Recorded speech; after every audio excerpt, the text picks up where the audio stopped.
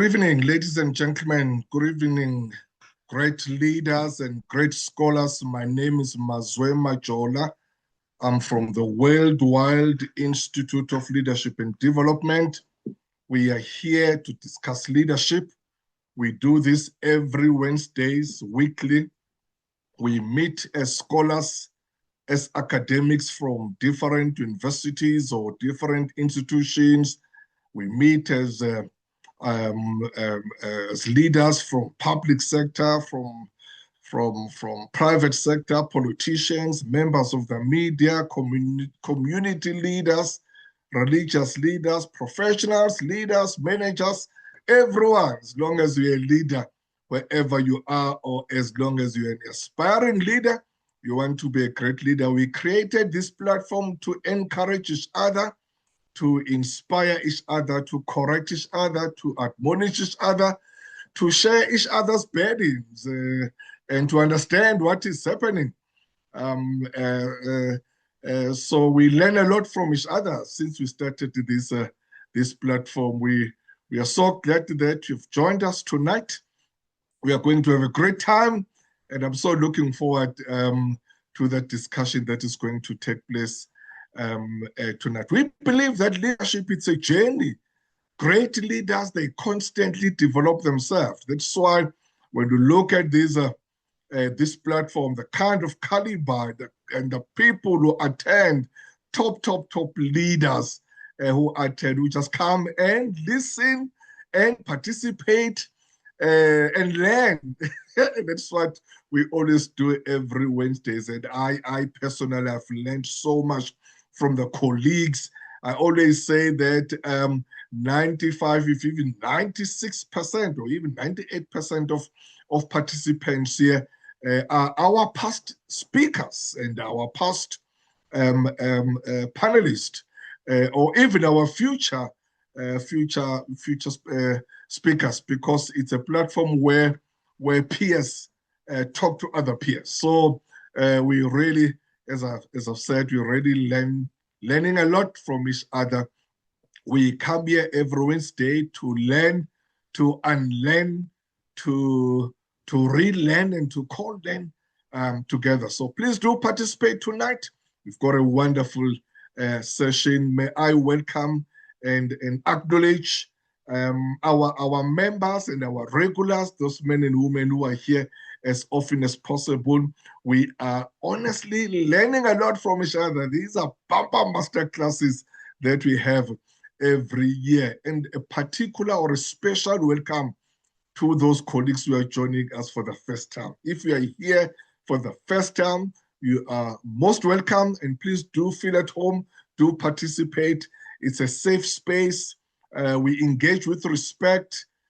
So anyone really is welcome here, as long as you're a leader. As I said, we are inspiring a leader. This is our second session, yes, of 2026. Last week we had a wonderful session with Professor Mpedi from or the VC from UJ, and tonight we're going to have a wonderful session with my brother Dr. Mike. I'm going to introduce him and introduce the topic shortly. Or actually, let me just do that now, because I don't want to take your time. This is very important for you. Tonight we are discussing a very important topic, a national topic. We are discussing about the criticality of border management authority, or border management, actually, in the preservation of national security imperatives.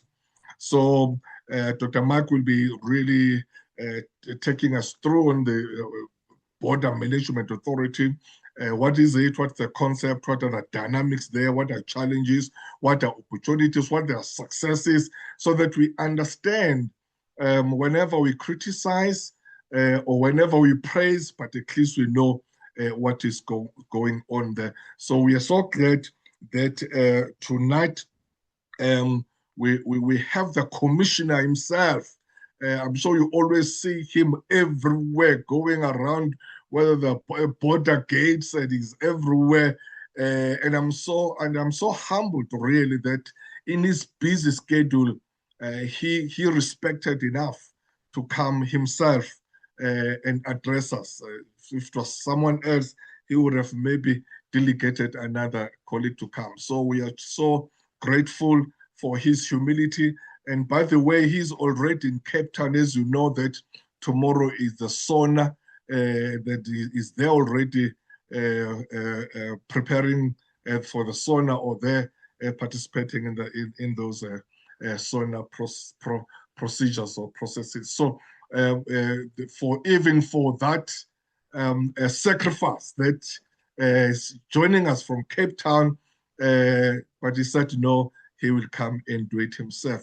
Brother Mike, thank you so much, my brother, Dr. Mike Masiapato is the Chief Executive Officer and the Commissioner of the Border Management Authority. So we'll hear from him tonight what exactly is happening there. Are really borders happening? Is there anything that are there an improvement there between or from when the BMA was launched, and I think it was launched in October 2023, if I'm not mistaken, but he's going to tell us and confirm that. And prior that and now, what has been the changes in South Africa? Brother Mike, over to you, my brother. You can address us now. No, thank you very much, Prof. I suppose you might need to allow that administration to share some bit of slides. I had thought that maybe for contextual purposes, one might want to just beam something on screen so that the professors, doctors, and the big chiefs here should be able to follow through on the conversation. So I see that I am still not able to share. If you can just give me those rights, I will then do that, and we should be able to start. But as we are doing that administration in the background, Prof, let me start by appreciating this opportunity that you had effectively given myself to really come and have this conversation. And also last week for having invited me to be part of the conversation, which was led by um, Professor Mpedi. Very grateful conversation, very inspiring conversation. And of course, one was also able to learn in terms of how the the engagement actually unfold in the platform. So, Prof, I see that I'm still not able to share. It says that it can only you who is able to share. I am not sure if we are able to get this through, but maybe if yeah, I'm not sure. Prof, are you able maybe to indicate as to what might be going on?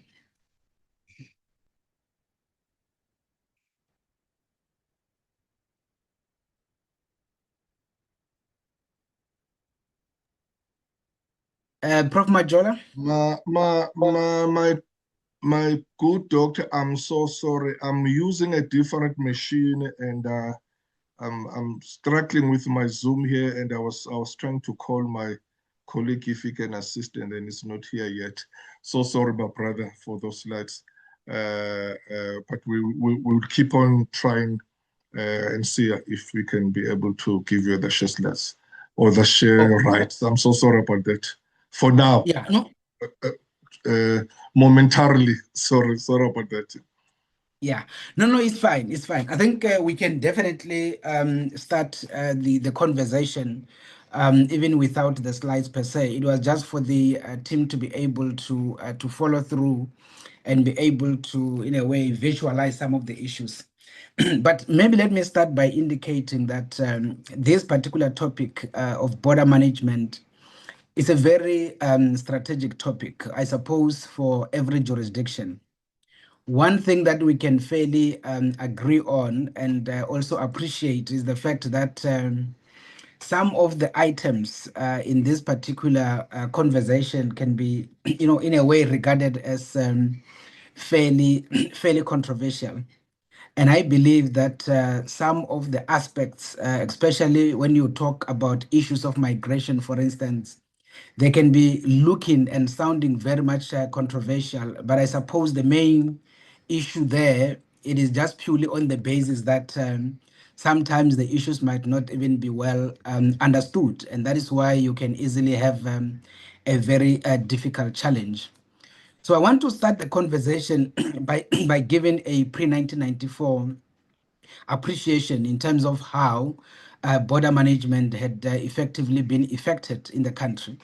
I think all of the colleagues that are in the conversation will fairly remember, because I believe that the colleagues were already alive and well in the pre-1994 setup.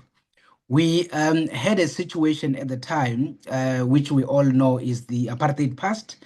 And of course, in that particular instance, the border management as an activity was fairly highly securitized to the extent that the South African National Defense, the South African Defense Force at the time, the SADF, not the SAN, which then became after democracy, was fairly given the overall responsibility in terms of border management. And I think we know the rest of the other issues fairly, in a way, given.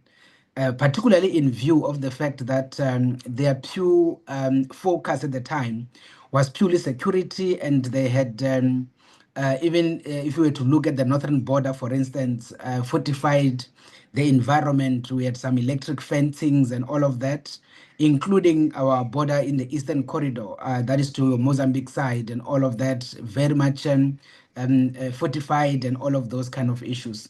So those are the kind of realities that unfolded, to the extent that when it comes to the other softer responsibilities around issues of border management, they were fairly given to the police service at the time, in terms of handling the issues of even doing passport stamping, and all of those kind of activities at the port.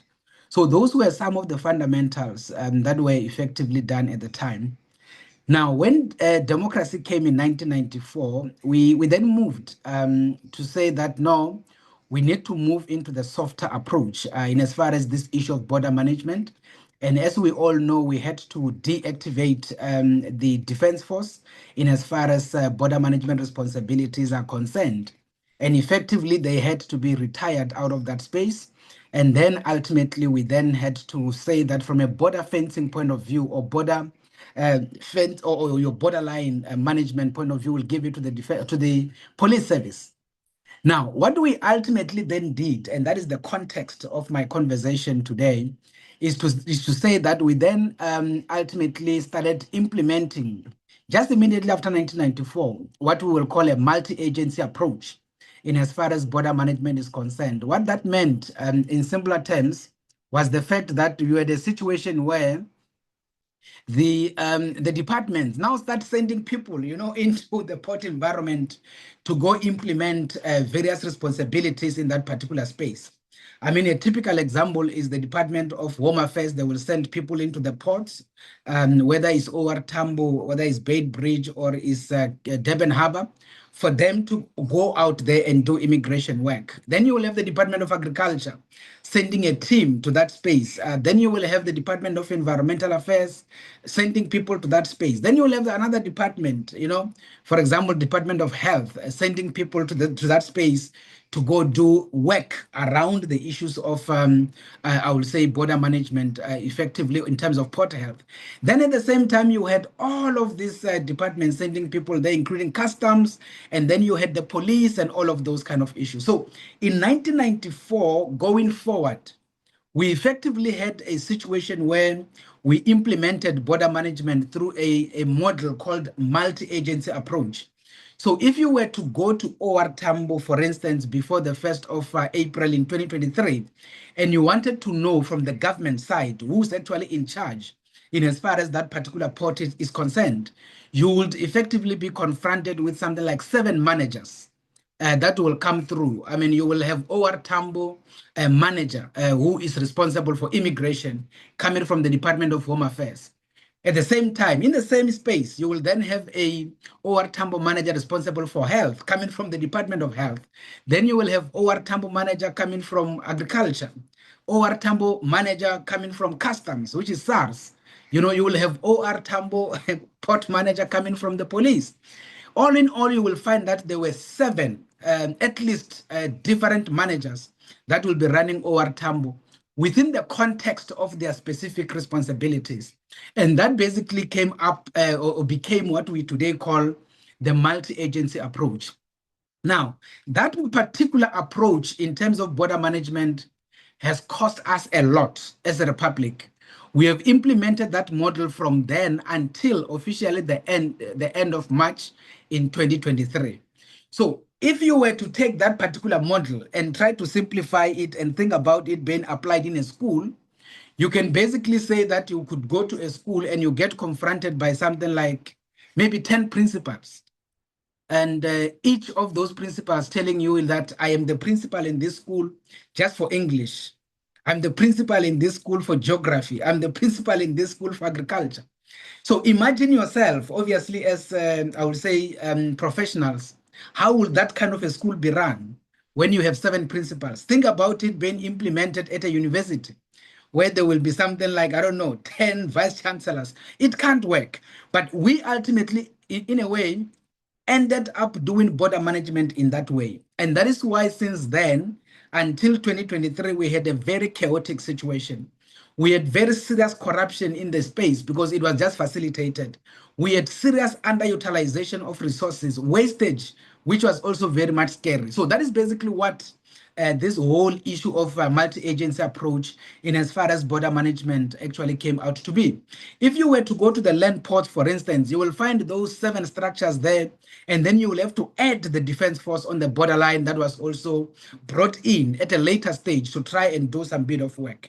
So that is why the whole space was very much chaotic. And I think the rest is history. We are at least able to appreciate those realities. It is on the basis of that multi-agency approach that we're able to see that for us to be able to do better border management, we need to think about having to move away from a multi-agency approach, create a single entity whose responsibility will be to actually be the front in as far as border management is concerned, implementing multiple pieces of legislation across various disciplines for the purposes of border management. And that is effectively what effectively gave rise to the establishment of the Border Management Authority. What does it mean in simple terms, operational? One, it means that the Border Management Authority exists for the purposes of implementing various laws that are owned by some departments in the back end. And it is becoming, therefore, the front line in terms of the implementation of those particular protocols, as well as those particular functions. So in this instance, we can indicate that the BMA then operates at 71 ports of entry in the Republic, 52 of those ports being land ports. And of course, out of that, we have 10 international airports. And of course, we have 9 seaports. So the seaports are 8, and then the 9th one is a dry port, which is here in Johannesburg called City Deep. So effectively, that is the operational space. Then, over and above working in the ports, we then operate around the land borderline across 4,470 kilometers of it, and we are operating 10 kilometers into South Africa. The entire stretch of 10 kilometers is called border law enforcement area. And we implement these multiple disciplinary functions that are located in various departments in terms of the rules and all of those issues. And I will actually articulate some of those. In terms of the coastline, once again, we operate 10 kilometers from the coastline into South Africa, but we also operate 12 nautical miles into the sea. And all that space is called border law enforcement area. So what do we then do? We implement a multiplicity of laws regarding immigration. And those laws and protocols and every other thing are set by the department that has the mandate on that particular specific responsibility, which is the Department of Home Affairs, effectively ensuring that every person who enters the Republic, they do that after following a due process from an immigration point of view. Once again, we also implement what we call port health responsibilities in terms of the port, but also in terms of the borderline. And there we are talking about the people that enter our jurisdiction. They have to be healthy people that are not bringing some kind of communicable disease or any kind of infectious disease. And that is why if you have been to OR Tambo, you will have seen that when you arrive in that particular space, we have to be doing some screening in terms of your health status.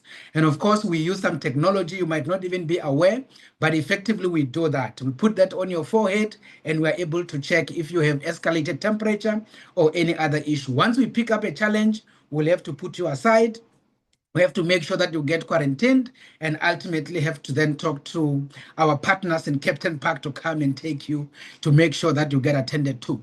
But secondly, we have to be responsible for protecting the country from agricultural biosecurity. You will be aware if you go to any port, we do have some sniffer dogs.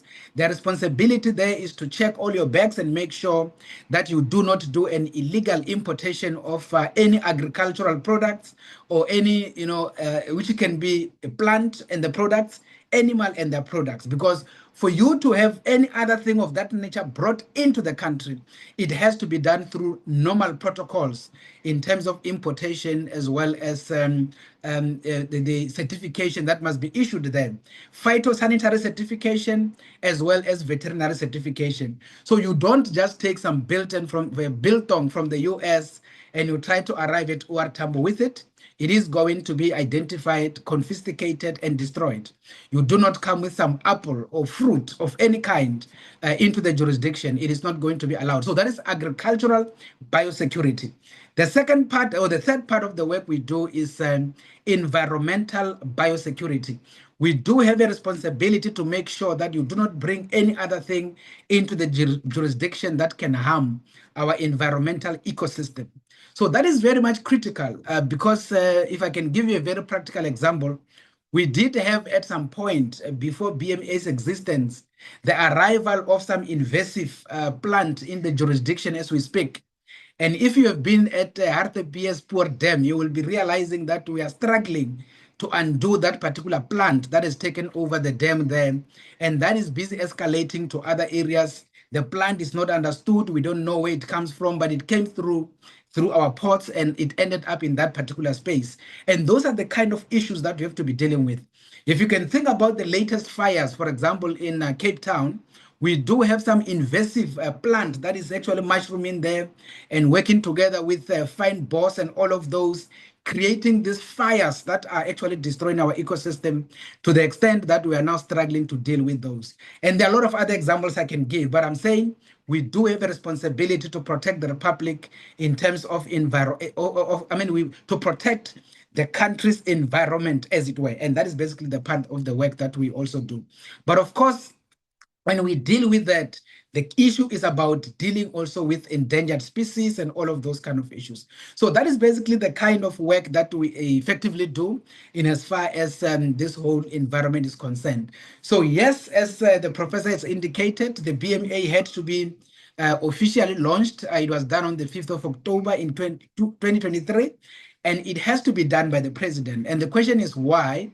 So the BMA is established as the third national armed law enforcement authority in the Republic based on Section 199, subsection 3 of the Constitution. So it is effectively what you will call the younger brother to the police as well as to defense, but we are sitting in between them. So we basically are 50% military, we are 50% police, primarily because we're the front line in terms of border law enforcement in the jurisdiction. We have to be dealing with people trying to enter the country illegally and otherwise. And once there is a possible invasion to the Republic, we have to then be activating the Defense Force for border protection and border safeguarding. We are a border law enforcement structure. We do every other thing that the police does, but only in the border law enforcement area. But we do not do other work that the police do, such as your investigative activities in terms of the detectives and the like. So there is some kind of relationship between us as well as the police in terms of the work that we do.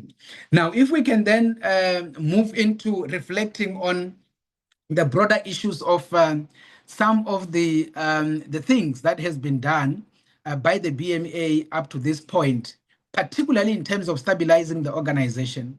So we had to bring in all of the staff complement that has been operating in this particular environment and bring them into the Border Management Authority. So that becomes very much fundamental. So what we then did as the first movement to make sure that the organization is established was to get the proclamation from the president by going into all these various pieces of legislation that is sitting in all of these various government departments and ultimately extract those particular sections in those particular laws that had to do with empowering us to do the work in the front line. And on that particular basis, do a proclamation, move those functions out of those particular departments, and then locate them into the BMA for implementation purposes. So on that basis, that was done. Therefore, in terms of general protocol, the people that were already working in the port has to be integrated out of those departments into the BMA, and that is how the Border Management Authority was established. So we had to then bring everybody in. In terms of those that were doing immigration, we had to integrate. Those who were doing agricultural biosecurity, environmental biosecurity, health, as well as conventional law enforcement. So we did all of that, and that is how the BMA was fully established, and that is how the president had to launch it, and that is how we've been operating for all this while. So what are some of the fundamental successes that we have actually been able to achieve before I conclude in reflecting on some of the challenges? So one of the first things that we had to do and succeed on, if you look at section 5, subsection A of the BMA, it says, facilitate the legitimate movement of persons in and out of the Republic. Now, when we took over the responsibility, there has been a lot of serious illegality, particularly in terms of the movement of persons. And that is kind of understood because if you had somebody, for example, dealing with immigration, the person issues the document and the person must go validate the documents and the person must go process the people into the country. So effectively what I can do in that environment, I actually give somebody a fraudulent document, I validate that fraudulent document, and I process that person into the country. And that is what unfortunately has been the case over the time, and that has been the problem. Now, when we had to come in, then we had to cut that umbilical cord between Home Affairs as well as the people working in the front end, which is now the BMA. Simply put, you can say you are separating the player from the referee, so that you don't have somebody who is actually refereeing but playing at the same time, which is how that model, the multi-agency one, was doing. And that is how it created a very conducive environment for corruption. So what we had to do was to bring that kind of a separation. So what that did was to enable us to start implementing things in a more targeted way, in a more coherent way. And that is why we're able to start doing a lot of interceptions at if you can talk OR Tambo, for instance, of people, for example, coming from Asia. You had a lot of Pakistanis, your Bangladeshis, your a lot of Ethiopians who actually were walking into the country with fraudulent documents. And that has always been the practice. But we had to make sure that those issues are dealt with. And by the way, the key issue is the work that we do is fundamental within the context of facilitating people movement.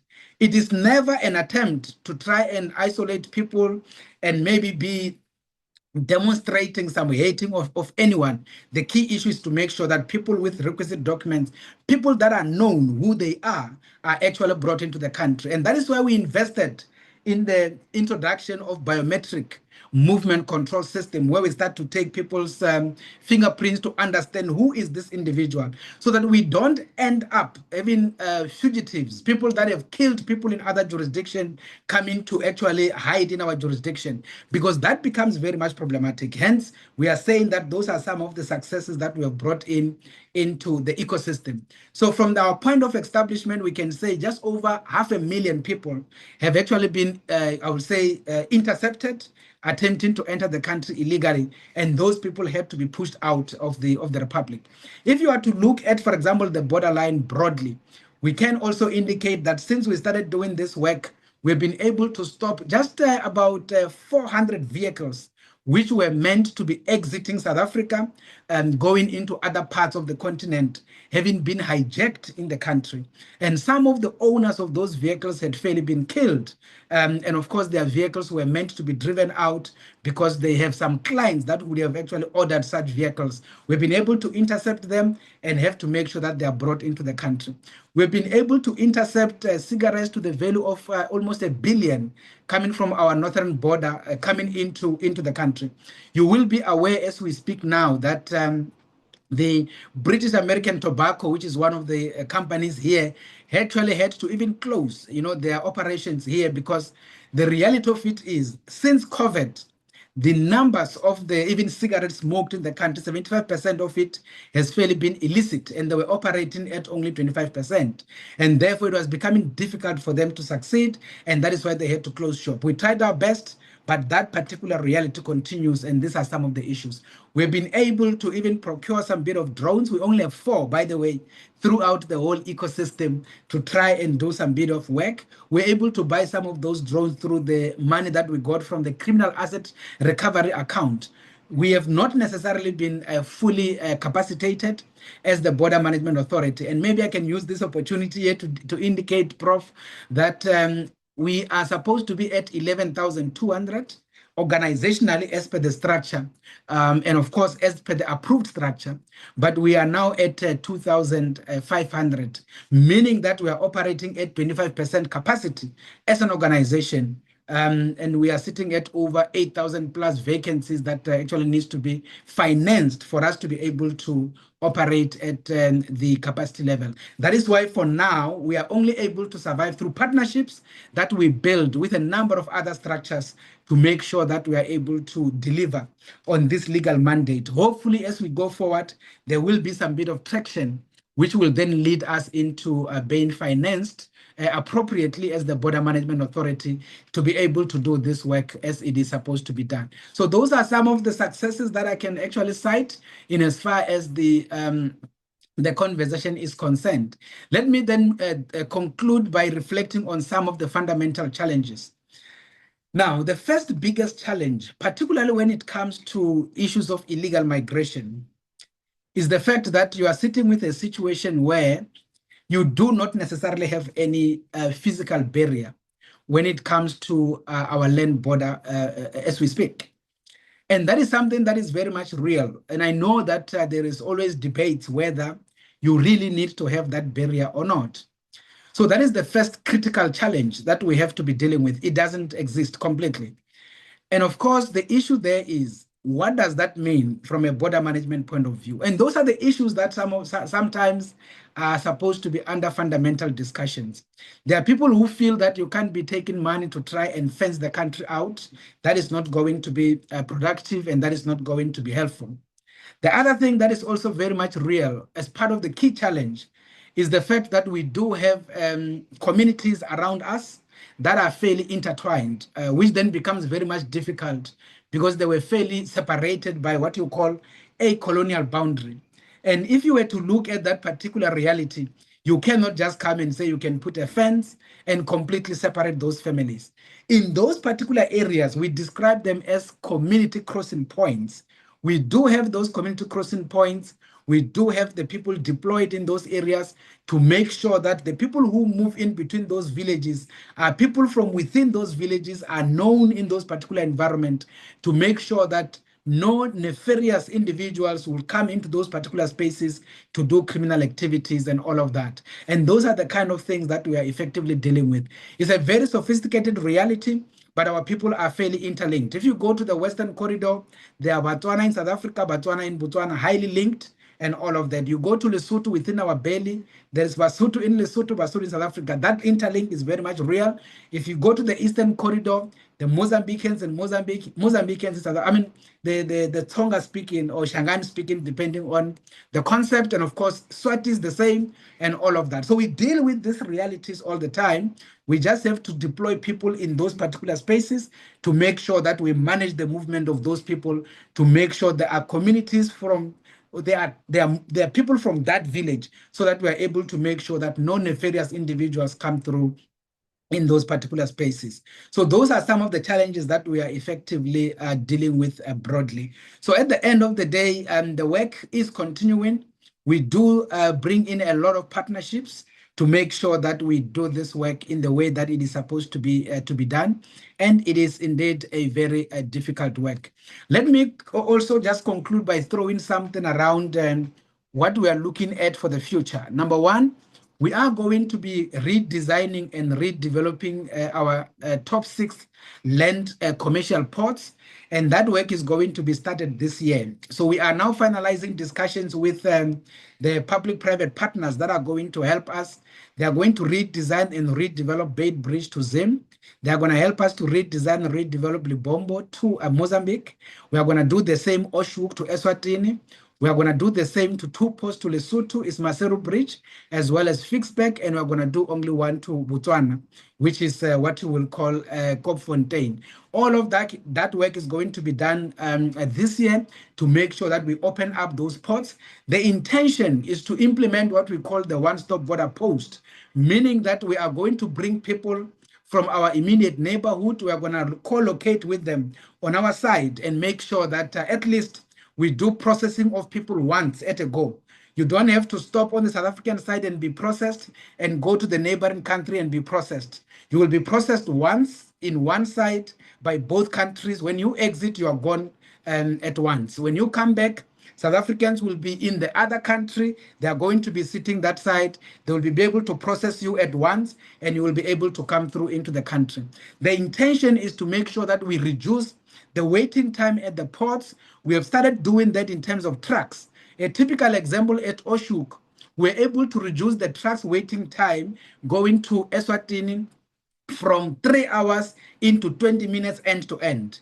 So it is those kind of things that we have to be introducing. And the ultimate intention, we are working with the South African Revenue Service and make sure that some of the businesses that do regular movement between the borders, they are no longer going to stop at the port. We are going to achieve what we call a non-stop border post through people that we call authorized economic operators, and they will be able to just move in between the port. We will be able to track them, obviously, as they move to make sure that they're able to go to the other side. All those discussions are at advanced stages with all our neighbors, and everybody is ready for us to be able to implement that. But for us to implement it, we need the port to be opened so that we can have one lane for the trucks, one lane for the small vehicles, one lane for the taxis, one lane for the small vehicles, as well as for the pedestrians, so that we can achieve these things that we call regional economic integration and avoid these things of trucks waiting on the corridor for 3 days, 5 days, and all of those kind of issues that we have witnessed before. So those are some of the things that we have been doing up to this point.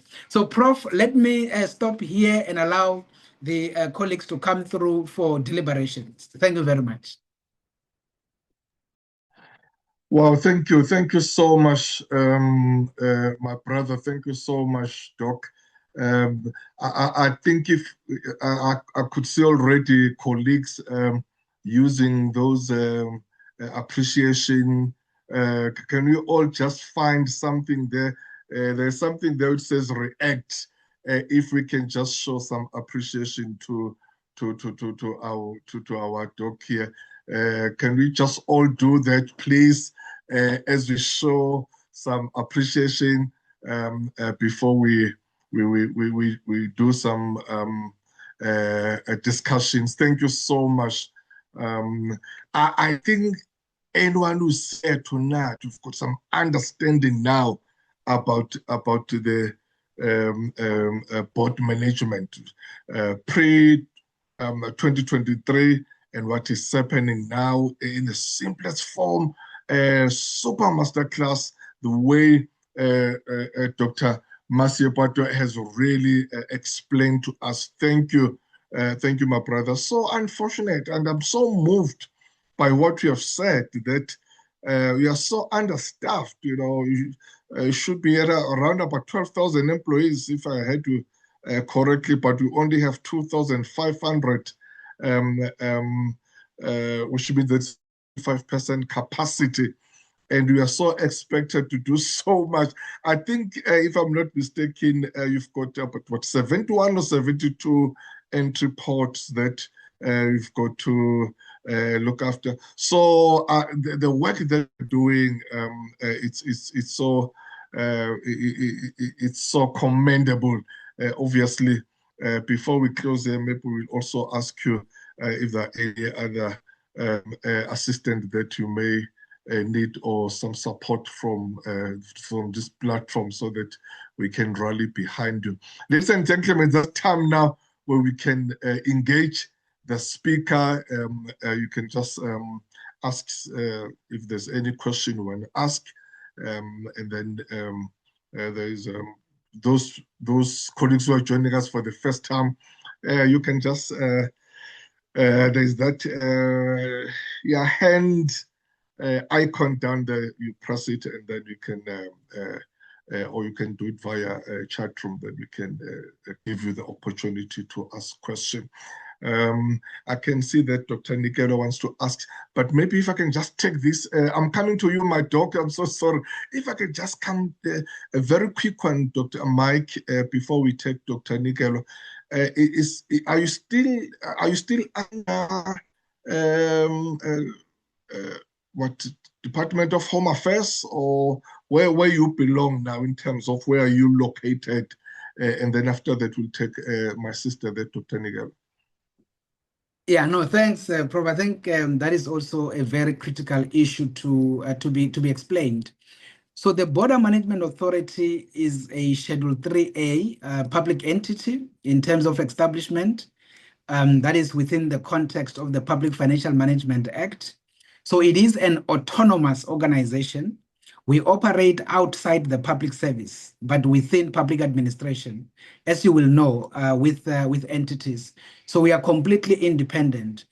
Now, because we do a multidisciplinary work that cuts across various disciplines, the Border Management Authority Act created a structure. Is called there are two structures. The first one is called Border Technical Committee.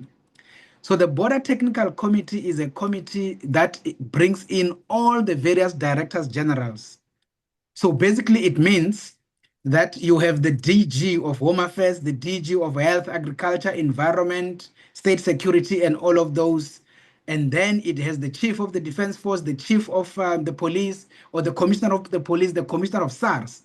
So that structure is the structure that is chaired by the Commissioner of the BMA, and therefore I account on a quarterly basis to them in terms of the work that one is driving on the ground, implementing their laws. So that is at the technical level. At the ministerial level, I then have to then be reporting to 10 ministers on the basis of across all those disciplines. And that is called Interministerial Consultative Committee on Border Management. Now, for the purposes of administration, then the chair of that particular ministerial structure is the Minister of Home Affairs.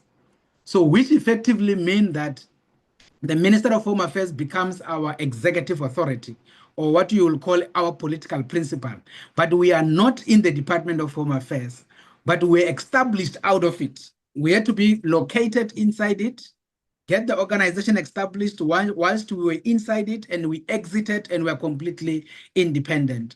But my political boss for administrative purposes is the Minister of Home Affairs, and even our budget allocation comes through that particular vote to the BMA. So if I can then answer the question whether are we in Home Affairs, we are not. Home Affairs is one of the departments we do work for. We do work for them on immigration, we do work for agriculture, do work for environment, do work for all of these other role players. Thanks. Thank you, sir. Thank you so much. Thank you. Let me take my sister there, Dr. Nikelo. Over to you, my sister. Thank you so much, Prof. And thank you for organizing our eminent Dr. Masiapato. And I think we saw a lot of you, Dr. Mike, during the festive season. One got to appreciate the magnitude of the work that the BMA is doing.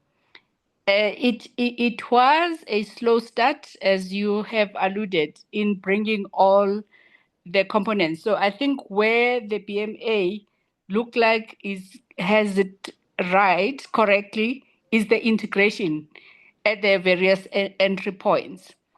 And I do appreciate also the historical nature of the border management and perhaps the gaps that then happened as we were moving into the democratic stage.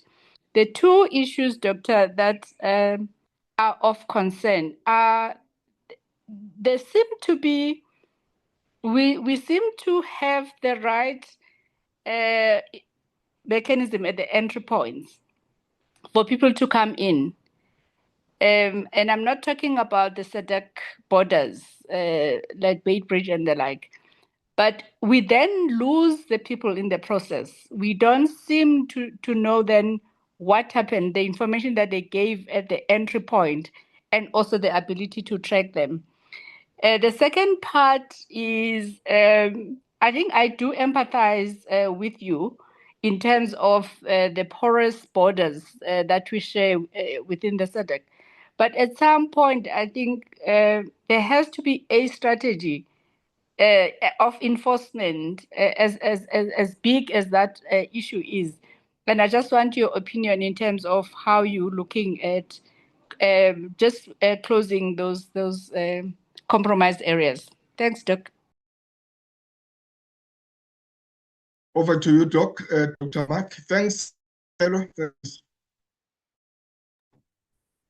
Yeah, no, thanks, Prof. Let me appreciate the questions from my good sister, Dr. Nikelo, and congratulations. I see the doctor title there.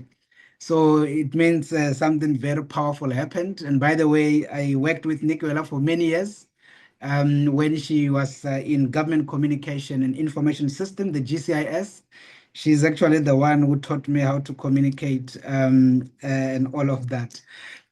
Firstly, yes, indeed, it was a slow start.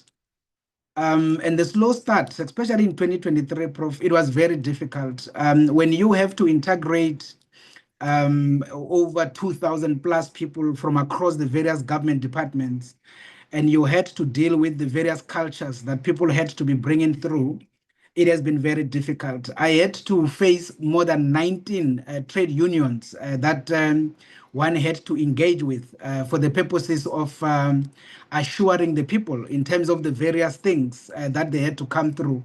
I think you know the complexities of Section 197 of Labor Relations Act, the fact that people must not be worse off, and you have to bring them into one organization. They came with different kind of benefits and all of those kind of issues. It was one of the most difficult things that one had to do. I mean, I can just give you a typical example. You have people coming from other departments with a cell phone allowance, which is done through giving you money, and you go out there, you buy your phone. You have other people from other departments that come with a phone that is given to them sitting within the corporate account, and the department is actually managing everything. They're just given a device, but the other one, they get given money to go buy the phone. You have other people that are in rural areas that are getting rural allowance. Others are not getting rural allowance, but they get danger allowance. So you have to bring all of those complexities together, and people will indicate their preferences, and the unions say nobody must be worse off. So all of those issues have been difficult. You have to deal with the issues of standard operating procedures at port. You will have a particular department having saying this is how we have been doing things. Another department saying this is our standard operating procedures. The reason why people will sit at port for 5 hours, 4 hours before is because each department had their own standard operating procedures, and they will want their own to be observed. You will then be just be pushed from one pillar to the other post because of various departmental SOPs. We had to come through and integrate all of those and make them seamless, make them one, and make sure that we're able to move. So indeed, the integration was a difficult one, and it is still continuing from an organizational culture point of view, and all of that actually continues to be the issue. Now, one thing that I did not indicate, Prof, which is very much fundamental, and that is why Dr. Nicola is talking to, is the issue of the ability to track the people. And I did not give this fundamental point in terms of the model itself. So when it comes to issues of immigration, what has been decided even in law is the fact that the Border Management Authority operates in the 71 ports and only in the 10-kilometer radius inland from internationally recognized borderline. We do not have the mandate to work inside the country. So inside the country here, I mean, you can't find Border Management Authority in the city center of Johannesburg. But what the model has done is the fact that they have then separated us from what is called Immigration Inspectorate within the Department of Home Affairs. That inspectorate remains in Home Affairs and their mandate is exclusively internal. They are the ones who will be going around in roadblocks with police, arresting people who don't have documents, get them into Lindela and then get them deported and all of that. Now, they are the ones who are supposed to do the tracking of the people that enter the Republic who end up overstaying. They must be able to find them and they must be able to ultimately get them deported. So that particular aspect of track and tracing by Immigration Inspectorate is a challenge, primarily because they are also seriously under-resourced. I think they are only 700 for the entire country.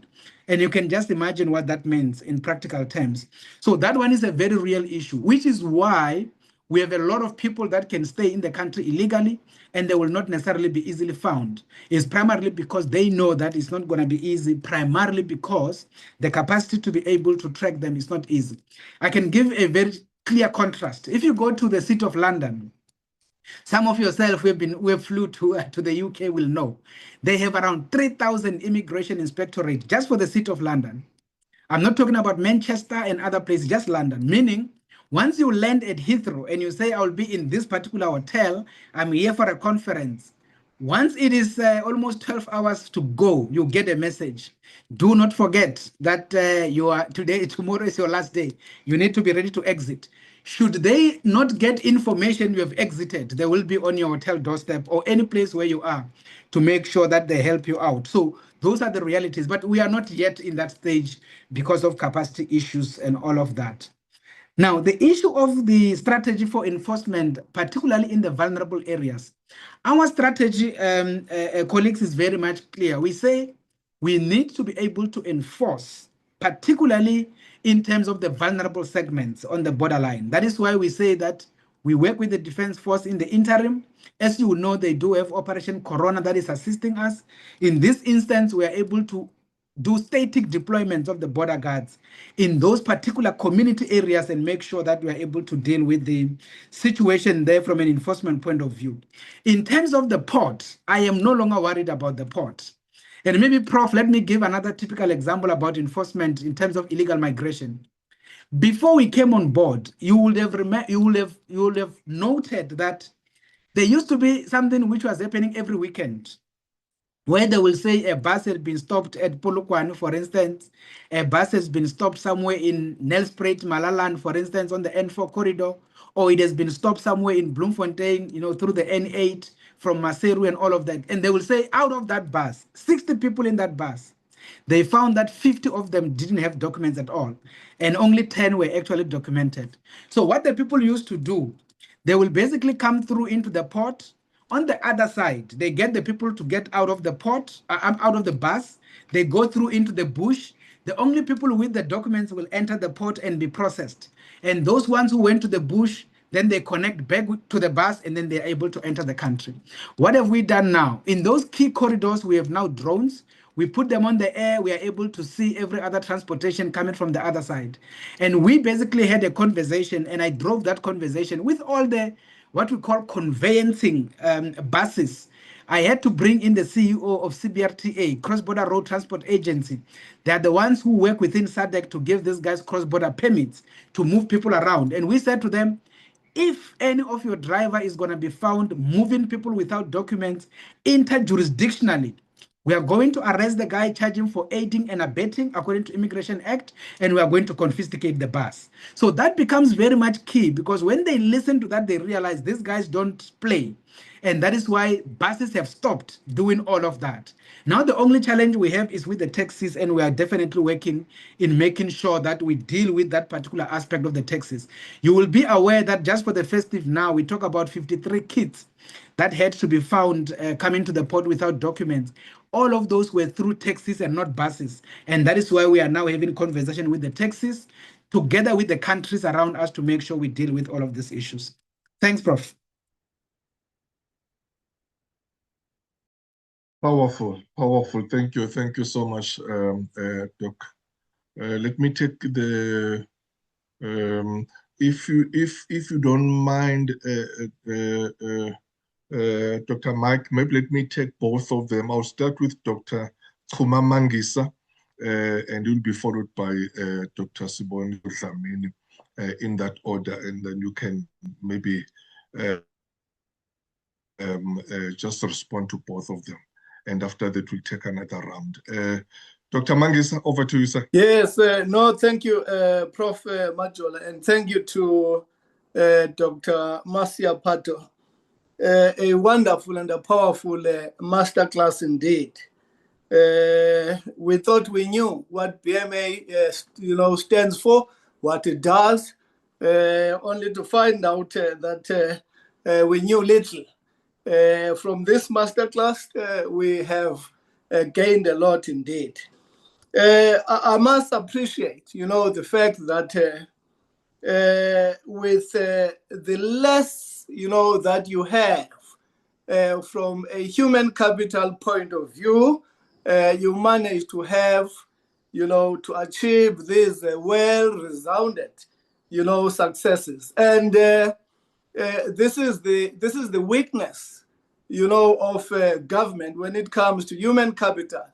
Perhaps they are looking or applying the Pareto principle, to the disadvantage, of the employee well-being. Because, you are expected to, do your work nationally with 2,500, employees, as opposed, to 11,200, that you're supposed to have. You have become, or you are becoming, a victim of your successes, because they will say, what is the use of, giving you more human capital resources if you are managing, to meet your strategic goals? There is something, that, needs to be realized by government, because the pressure on human capital, the well-being of human capital is being challenged immensely from an organizational effectiveness point of view. But the question that I have, I like the fact that you do have a political home, which is the Minister of Home Affairs, who chairs, this, other committee that you referred to. But the question for me, from an organizational effectiveness, I imagine that where you stand, Doc, you are in inverted commas, a director general. But now there is this structure, the border technical committee, the BTC, which has other, DGs from other various, departments. Now, operationally, how do you account to another DG? Because for me, that should be a challenge on its own, because hierarchically, you are at the same level. But now, from an organizational design point of view, how do you then account to a person where hierarchically, from an organizational design point of view, you are at the same level? If that happens, are there any challenges? If there are challenges, how did you manage to resolve that? Because for me, a DG accounting to another DG, it creates strategic and operational challenges. Thank you very much, Doc. Thank you. Thanks, Dr. Mangisa. Dr. Suboniso Dlamini, over to you. Thank you very much. Can you hear me, Prof. Majola? We can hear you, my brother. Go ahead. Thank you, sir. Okay. What a great, wonderful, educational and realistic engagement. Dr. Mike, what you're speaking about, I know it from a practical evidence. By the way, I'm a resident in the corridor of Malelane. So I just want to give a huge appreciation of the development that you're speaking about, particularly with Oshuk, Lubombo, and Musina. And I just want to make one practical example with Lubombo. The moment you cross the toll gate of Nkomazi region, Prof. Majola, if you would imagine, for you to drive from that toll gate or the Malalane town towards the border gate during the festive season, it's a struggle. So given the fact that you are now going to centralize the border into one side, whereby you don't need to cross the South African side and then connect it to the Mozambique, I must really applaud you, given the resources and the capacity you have. I think from the perspective of where you are and how you speak psychologically, I can give you a credit that you are diplomatically managing things at a greater level.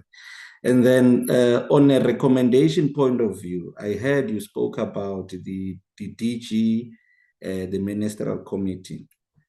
And I want to bring this recommendation on the issue of the cross-interlinked villages, whereby some villages are interlinked with some certain villages in South Africa.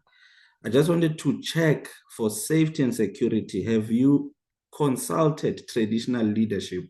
I mean, the Khoisan traditional leadership that works together with Kokta. So I think Kokta must be brought into the picture, because if we bring in traditional leadership, some of these safety and security predicaments, they can minimize. I'm saying this from a practical aspect. We had a person who killed somebody within the Malelane town community and was found to be an individual of another citizenship. So I think the traditional leadership from Kokta point of view can play a very great role in trying to minimize some of these atrocities that happens within the interlinked communities. And then on the third point, I just wanted to check, since now that you are operating on 25% capacity, and supposedly you are operating on 11,200 capacity of staff, what are the opportunities and specializations that are there for the youth to take into account and prepare themselves to take into these opportunities?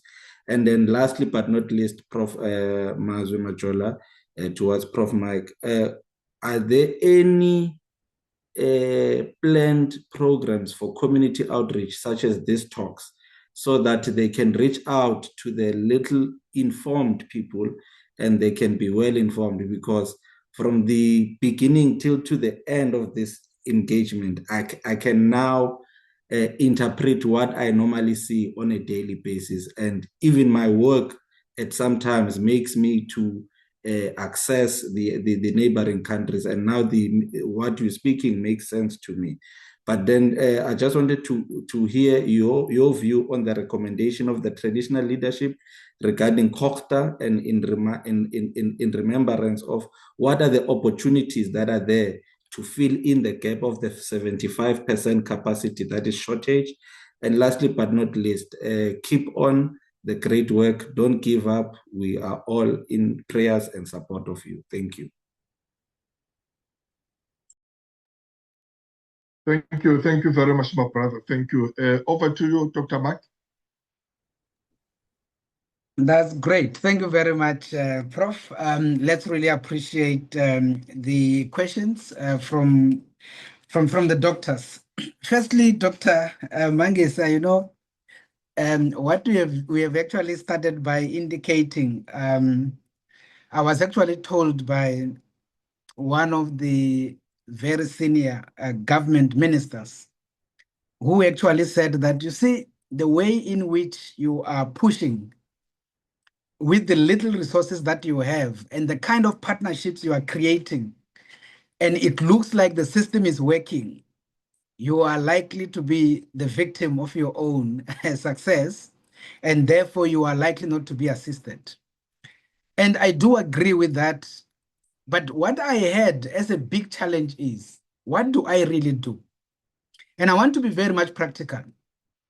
Prof, just in December, we needed to run the festive operations.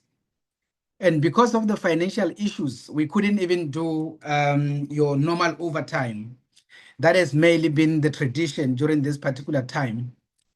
Now we had to say, what do we do? Because we have no resources to do this. Then we made some requests, and we couldn't succeed. Now, just before the festive season, we ran the G20. I mean, for the first time, by the way, more than 40, I think I counted over 43 heads of state. They came into the country, and you can understand the complexity of that operation. And we had to actually run with that. We did, our first operation was in 2023, August, when we did the, what you call your BRICS summit. But there we were talking about probably 10, 15 or so. I think, yeah, 15 less with a lot of ministers and all of that. But generally, it was very less. For the G20, it was a big operation, but it was only in 3 ports. It was OR Tambo, Lanseria, Waterkloof. So on that basis, we got some bit of funding for the purposes of doing some overtime for the team. And we're able to run that thing seamlessly, literally seamlessly, no incident. I mean, I received some of the few heads of state at OR Tambo. Everything went very much well. But when we had to do the festive, I mean, festive is across the 71 ports. And that is a very serious operation. And we were definitely struggling. Now, if you look at OR Tambo, I want to be practical. We have 48 cubicles just for the entry side, 48 cubicles. 4 of them are supposed to be for port health. And of course, 44 of them are supposed to be for immigration officers. Now, if we operate normal, we are actually able to occupy 15 of those. And then you find people queuing there. You know, I think colleagues here would have traveled and you would have seen what I'm talking about. You will be queuing there, you will be seeing those empty cubicles and all. Then the calls will be coming from all over. And it becomes very difficult. So on that basis, I had to then speak to the leadership of Gauteng, Premier Lesotho, and say, Premier, there is this reality that we are facing. And of course, on that basis, I said, give us some of your team members. I know that they are out there in the media. They say they are this and that. But so long as you keep, giving them whatever you give them, you bring them to me for the purposes of work. And he gave us 80 of those, what people call mapanyaza. We trained them as immigration officers. We deployed them at OR Tambo. If you have traveled recently, you will realize it's very seamless. And people were asking me, but what have you done? I said, no, but it's just mapanyaza there. And those are not necessarily our employees, but we had to request them and bring them there. So it is just that example of the partnership we had to do. But for me to be able to do this was to demonstrate we can do this work if we get proper capacity. Now, somebody was saying maybe the best thing to do, just leave it as it is, allow the chaos to happen, and then so that they can be able to release the resources. But unfortunately, some of these things have bigger implications. If you can imagine having chaos at OR Tambo, it's not only South African news, it becomes global news. When people can be stuck there for 4 hours, it will be known everywhere else, and it becomes a problem for the Republic. So that is why we have that. And in Cape Town International, we had 50 that we got from the metro that side. We put them at Cape Town International. I got 160 tourism monitors from the Department of Tourism, just to be able to augment us in the festive season. I had a number of social workers that I got from the regions to help us to deal with minor children in the ports and all of those. And I think all of this. So we had to operate with all these partnerships. We are supposed to build this capacity, but we do hope, by the way, that's why I'm here in Cape Town, that the president will talk a bit about issues of migration, as well as broad issues of border management, and the Minister of Finance will do something about our capacitation. So that point you are raising, I am very much familiar with it, but the issue was, do you allow this thing to collapse for people to see that we need capacity, or still do something? So I had to do something through partnerships, but at least make sure that we do not embarrass the country and all of that. Now, back to your question quickly. The issue around the BTC and the accounting to the Directors General. Let me give you the model so that you can see it's not direct accounting, it's not accounting per se, but it is more reporting. And this is how it works. The DG of Home Affairs, he works with everybody else at their level in the system. For example, the DG of State Security, the DG of International Relations. Then they are the ones who agree people from country X should come with visas into South Africa. For them to visit us, there is a need for visitors visa. If they come for tourism visa and all of that. So the Department of Home Affairs are still the ones that issue the visas. My responsibility at the port is to make sure when people arrive at the port, they must be having legitimate visas, legitimate travel documents for them to be processed into the country. Therefore, my accounting to the DG of Home Affairs is, yes, out of the 10 people that we have given visas to, I was able to process all 10 of them, and we're able to find that all their visas are legitimate as per the system, as issued by you as the Department of Home Affairs. And that is how it works. So that is the kind of reporting that I give. It's not necessarily accounting as accounting to the boss, but it is reporting on the work that I do for him. Similarly, maybe let me give you a practical example that you'll be aware of. The Palestinians used to be allowed to come into South Africa visa-free. We call it a 90-day visa-free entry. Most of the people in SADC, they actually have that kind of an allowance. No, what does it mean practically? It means they just take their passport, they literally come to SA as visitors for 90 days, and they need to exit after 90 days. They arrive, and then they do exactly that. But we had a challenge where people were then brought in with some aircraft dropped at OR Tambo. They did not know even where they are and things like that. I think the rest is history. You have seen it in the media. Now, that was on the basis of us not requiring a visa from Palestinians. But immediately that becomes a problem for me.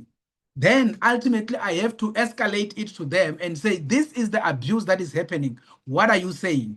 And that is why from the 10th of December, they issued a directive to say now Palestinians require a visa even to visit South Africa.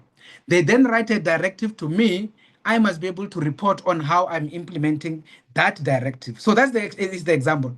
Similarly, the DG of Health is the one who gives instructions as to what kind of screening we need to do at the port, which countries are having what kind of a challenge. For instance, if you come from a yellow fever endemic country like Brazil and you come to South Africa, we will need a yellow fever certificate to show that you've been vaccinated for yellow fever.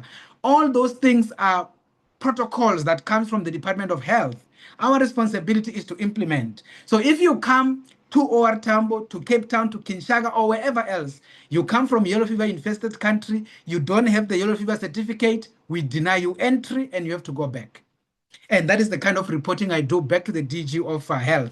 And the same continues with all of other specialization. So it's not accounting per se, it's just reporting in terms of the work that we do in the front end. There hasn't been any challenge.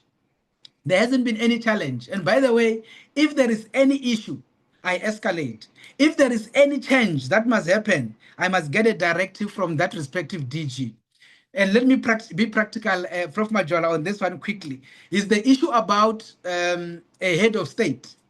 You find that a head of state arrives at the port, and that head of state, when he arrives at the port, he does not have a yellow fever certificate, and he comes from Argentina, for instance. Now, this is a head of state, and that this particular head of state gets taken from the tarmac, does not come to the processing counter. So we need to go and deal with that person at the tarmac. When we get to the tarmac, now we realize the passport is here, machine readable, but there's no yellow fever certificate. We cannot allow that head of state to enter the Republic. Those are World Health Organization protocols, international health standard. I'm implementing the directives that come from the Department of Health. Automatically, I start getting calls because the officials won't allow that person in. Otherwise, they will be fired. Now, immediately, then there are calls that will come from the presidency, calls coming from everywhere else. Hey, we understand the president is stuck at OR Tambo and all that. So I then say to them, no, I cannot subvert the protocols that I have from the Ministry of Health. If there is to be deviation, the Department of Health Director General must write an exemption to me, and I will take that exemption and authorize the officials to allow the person in. So that is the nature of the relationship, the nature of the interface, the nature of the reporting, and there hasn't been any challenge. And that is basically how the interface looks like. Now, Dr. Gamini, around the issue of Malala, I'm glad that you basically know what we deal with on the N4 corridor. By the way, the ports that we have today are the ports that we inherited from the apartheid past. These ports were not built to facilitate the numbers of people we deal with today. They were never created to deal with the number of cars that we deal with today. They were purely created for security purposes. That is why the apartheid government made sure that these ports are put on, for example, on a river. Most all of them. You will have Maseru Bridge. You will have Beit Bridge. You will have Grobler's Bridge. You will have So Caledon, all of these are in bridges. If they don't put it on the bridge, they put it on top of the mountain, like Libombo, for example, on top of the mountain. So they were building them for security, not building them to facilitate people and goods. And that is why sometimes congestion is created by that kind of infrastructural layout. And that is why on that particular basis, I'm saying I appreciate that feedback about what you have observed on the N4.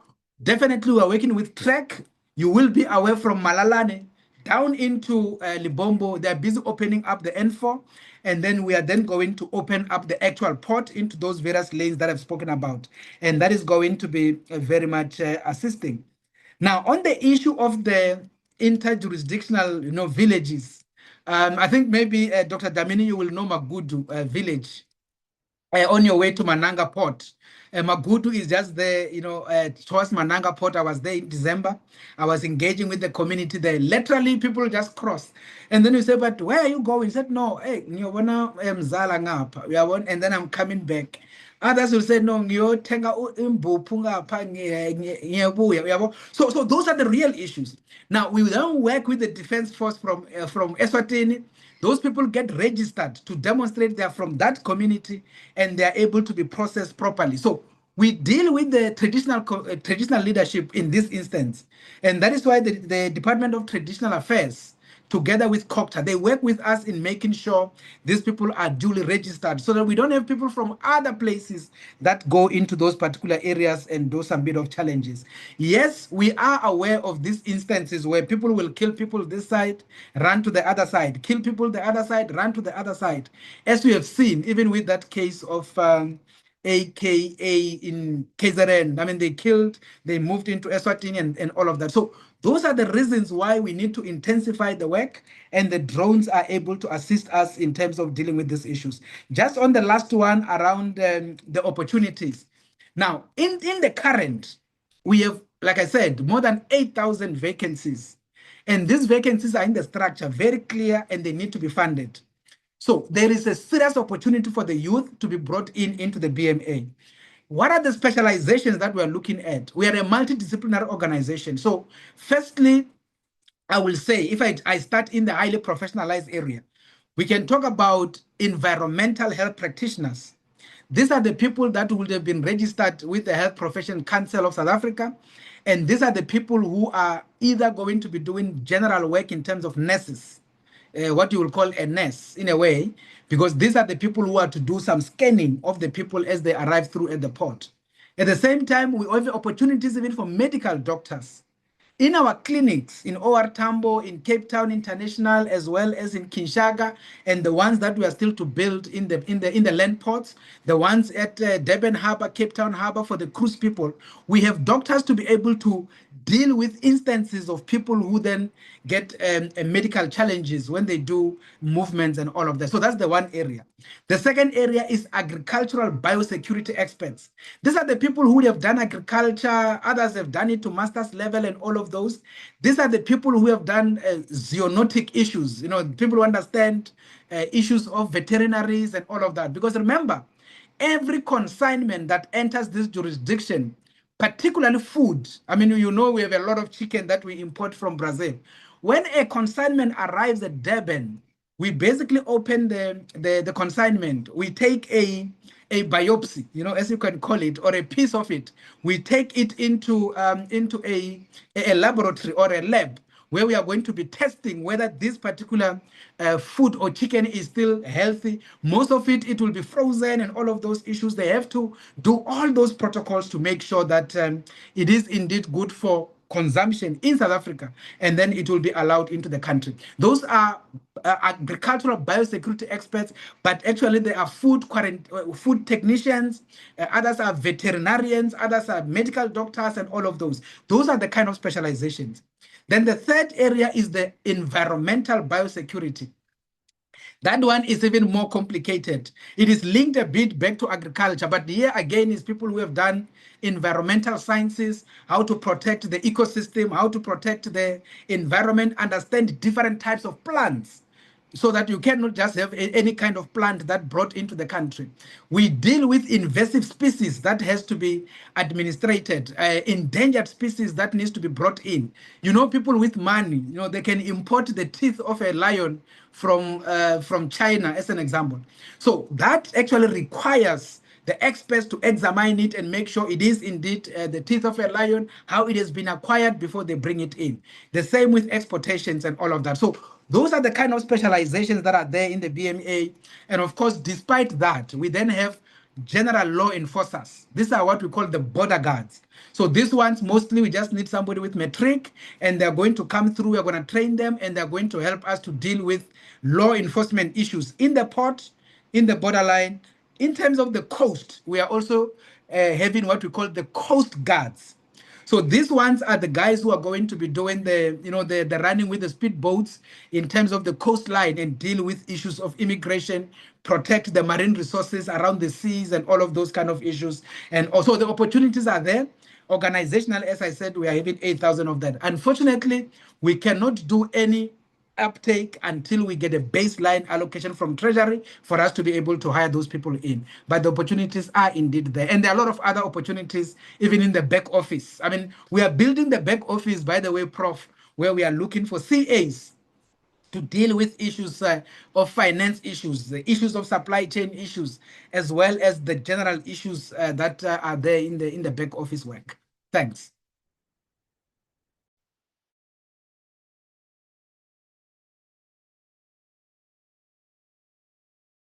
Probably before we close, just check on the chat room there.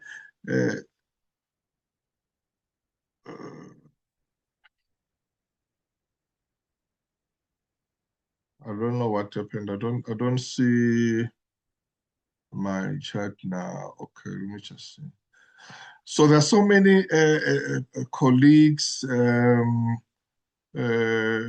Nkomo, is that Professor Nkomo? Good evening. Oh, just was greeting there. Sis Lindelwa, please ask for more resources.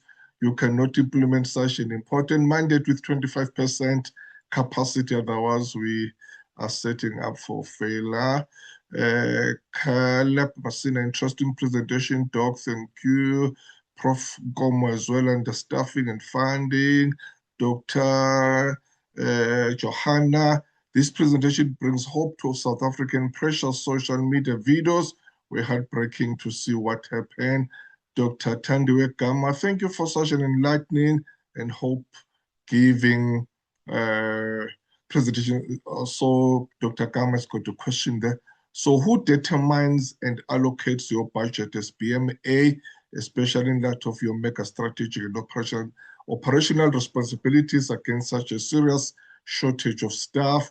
I think you've probably alluded to that or explained that. My brother there, Victor, thank you for this informative presentation. Dr. Masiapato. Wishing all the best with upcoming projects, initiatives operating at 25% capacity, indeed a challenge. Thank you, Prof. Majola, Dr. Nigiwe, thank you so much. So mostly it's more thank you, Sistibelo, thank you for an informative presentation. Masiapato Commander, he's limited, or she are doing great job. Cecily Rato, thank you, Dr. Mike, for an informative. There's another question there from Lerato. To what extent is South Africa intentionally redesigning its border security model around technology as a structural force multiplier rather than a supplementary enhancement, and what additional systems, integration mechanisms, and operational reforms will be required for technology to genuinely compensate for the 8,000 or personnel shortage? Sis Pumelele, this is so enlightening. Thanks very much, Dr. Masiapato. And then that is Tuma again. Those are, Dr. Mike, before I ask you to give us your parting shot, maybe just to touch base on those questions. There was a question from Dr. Tandiwe about operational as I'm saying that, I don't know if maybe it was covered when we were answering Dr. Chuma, but maybe you may want to touch on that. And then the question from Cicely Rato. And then after you have responded to those two questions, then you can just give us your parting shot, and then we'll close the session after that. Over to you, my brother. Awesome. Awesome. No, thanks, Prof. Let me be short a bit. Prof, I know that this topic is very hectic. It can always be a challenge in terms of time. Dr. Gama, let me answer you technically and say that Section 22 of the Border Management Authority provide 3 areas in as far as the funding is concerned. Subsection A says that we are to be funded through what you will call normal vote or budget allocation that is from the National Treasury that has to come through into the BMA. So that is the fundamental allocation that is to actually form our baseline, particularly from a human resource point of view. And that becomes very much fundamental in terms of our budget allocation. We are not able to add additional human resources until we have that kind of a budget allocation, which we call baseline allocation. You will know baseline allocation must be recurring. I mean, if they give you, or maybe let me also say this. The BMA budget that we integrated from departments was sitting at around 1.5 billion. Out of that 1.5, 90% of it came as people's salaries. And we are only sitting at something like 10% to run the organization. And that is why we even ran out of money to pay the team from a budgeting point of view. It's very much scary. When we started in 2023, our business case when we started was looking for 2.9 billion. In 2023, when we were to start the organization after the structure was approved and everything. But at that time, they only gave us 250 million and say, this is the only money we have, which is 8% of our requirement. And that is where the start of our problems, actually the beginning of our problems. So that is where we are. Then the second part, which is subsection B, it says, additional from the money we can get from Treasury, we can also get some kind of an award from any of the governance structures. And here is where we got money from what we call CARA, Criminal Asset Recovery Account. And that is what you can use to buy tools of trade, like vehicles, guns, for example, and uniforms and stuff like that. And that is where we got at least around 150 million. That is the money we use to buy things that you can see now that we are operating through. It's not necessarily money from Treasury. So from Treasury, we are still, waiting for allocation for funding the mandate. Then the last one, and that is the one that is sometimes a bit controversial. We can also be able to bill for the work that we do in a cost recovery approach. And there is basically something where when we do what do you call your assessment of your consignment, we are actually charging you as the importer. So that is the model that is deployed by a number of other countries. I mean, if you know, most of the countries, they also have a cross-border fee. If you cross a border, you pay some sort of a toll gate because you're crossing with a vehicle. All that kind of money actually goes into a border management work. So in our instance, we do not have much of that because of this thing that we mustn't introduce non-tariff barriers in the ports and all of those things. Hence, we don't do much of that charges. However, we do charge in terms of agriculture for certain kind of consignments, as well as a health consignment. Now, in terms of Lerato's point, let me indicate technology, by the way, is one of the key advances that the BMA is looking at. And I want to give you a very practical example in terms of the drones. So initially, when we had to take care of what we call the vulnerable segment, where people will cross illegally and all, we then used, I think you are aware that we have land cruisers. You put in people in the land cruisers, you run literally the whole day running through those vulnerable areas, looking for the guys trying to cross illegally and all of that. And you burn gasoil to the value of $1 million per month. It was very, very costly. Now, when we got the drones, like I said, there are only 4. So we deploy them in strategic places and we move them around. Now, what that actually enabled us to do in augmenting the limited human resources we have, we no longer have to have people patrolling and driving all over the show. But what we do, because we also trained our own border guards as pilots. So What they do, they put the drone up and they monitor everything. And then what they do, they set up reaction team, or what you call response teams. When we see individuals coming through, the response team moves into where those guys are and they go do interceptions. And that is why it becomes targeted. So that's the technology.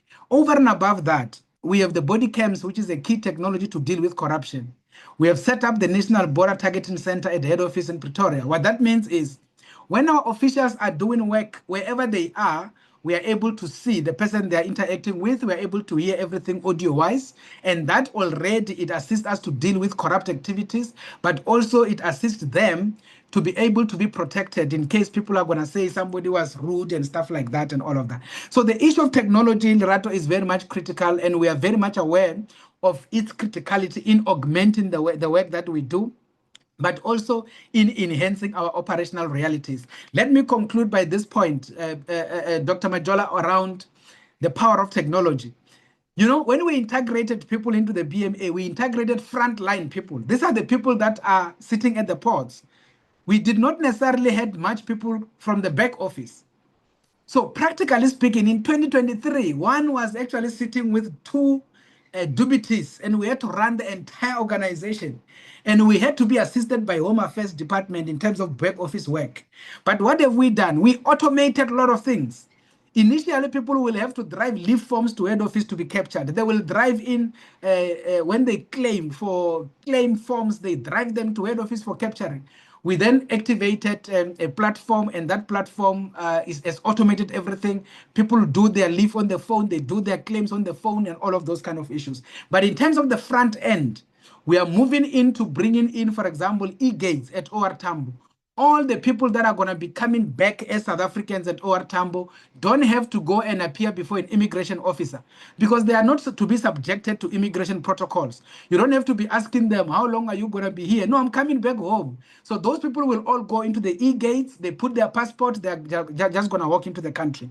So you know that we've put that already in Cape Town International. We are bringing it in OR Tambo. We are going to take it to Durban, Kinshasa. We are going to move into the ports and all of that. So technology is coming very much fast. We are going to move in facial recognition and take all of these issues. So, Prof, in closing, let me appreciate this opportunity that you have given to me to come and talk to the colleagues in as far as this issue is concerned.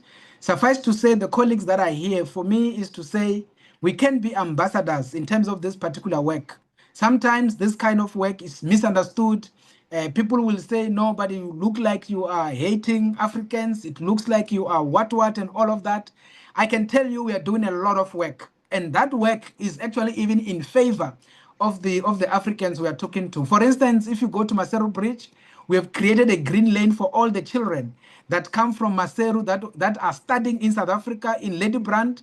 Those kids, we don't even stamp their passports. We have profiled them, we have engaged with their families, with Lesotho, and they walk into the country, they go to school, they walk back into Lesotho. So those are some of the things that we do, because once you do things like that, you improve compliance. And you don't have to find children trying to cross the Caledon River, children trying to cross Limpopo River. Those things are not necessary.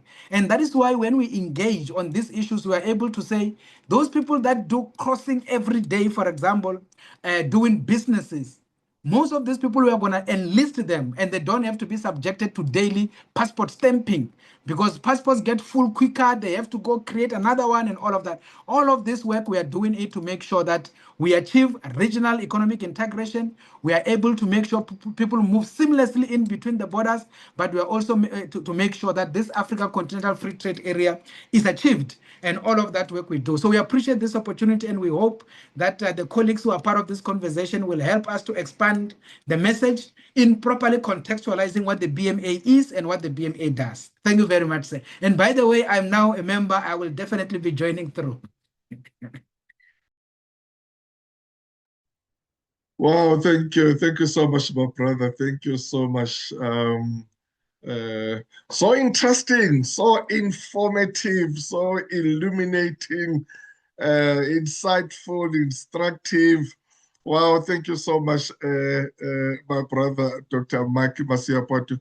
Thank you so much for this. We really appreciate it. And indeed, we we promise you definitely we'll support you. We'll find a way. We'll discuss with colleagues how best we can support the work you are doing. Because we are doing a great work there. And thank you so much for availing yourself. And you can just see the passion that we have, and you need support. You already need support, and we've learned so much today. I would like to apologize to you that we are not able to give you the share rights. Unfortunately, as I was saying that I'm using someone's machine, so I don't know in terms of the settings there what happened. I'll request you to email your presentation if you don't mind, so that I can forward to my colleagues. But this session, as all know, colleagues, we do have our YouTube channel, so you'll find it in our YouTube channel, and you can listen and again. So yeah, that's who we are. Thank you so much. We really appreciate you. You know that you are in Cape Town. You're busy there. I see my another friend there, Muzinjoko, is from Home Affairs, and then he's in Cape Town as well for SONA. So thank you so much, my brother, that you also attended. I really appreciate your attendance, and all those colleagues who attended tonight, obviously our members and those who attended for the first time. Yes, Dr. Mike, you are most welcome. Definitely, there's no way you'll attend this platform and you don't want to come again. As we always say, it's just leaders, scholars mingle together, inspire and empowering each other. That's what this platform is all about, and we do this every week. Of course, there are those who may not be able to attend every week, but most of the people, they attend as much as often. Thank you, colleagues. We meet again next week, Wednesday, and we've got another powerful speaker, and then with a very interesting topic that we'll be discussing next week. So thank you so much to everyone. As I said, especially for those who attended for the first time, please do come back next week. We discuss different topics. We are just leaders, anything that has to do with leadership. We want to build leadership in this country, as we've realized there's a dearth of leadership. So this platform is trying to contribute towards that. So we'll meet again next week, Wednesday. The session is adjourned now until we meet next week. Thank you so much. May God bless you, and may God bless Africa. Nkosi sigelele Africa. Thank you. Thank you so much. Goodbye. Bye.